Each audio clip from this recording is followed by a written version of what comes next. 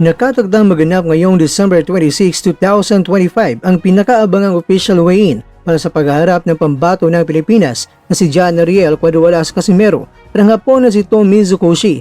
Gaganapin ang bakbakan sa 126 pounds sa featherweight division at ngayon pa lamang ay mainit na ang usapan ng boxing fans sa buong mundo, lalo na sa kalagayan ng timbang ni Casimero.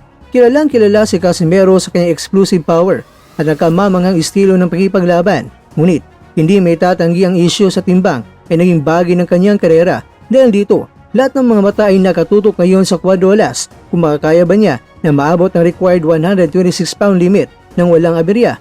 Ang bawat galaw niya sa scale ay tiyak na subaybayan, hindi lang ng kanyang kampo at kalaban, kundi pati na rin ng mga milyon-milyong tagahangan na umaasa sa kanyang muling pagbabalik. Sobrang excited ako sa laban na ito at alam kong marami ang umaasa. Gagawin ko ang lahat para hindi sila biguin.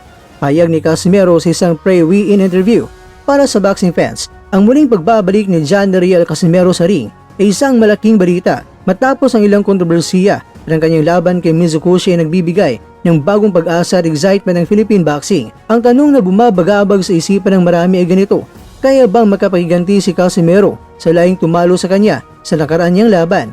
Hapon din ang kalaban ni Casimero sa kanyang huling laban kung saan siya ay natalo. Ang pagharap nila ni Mizukoshi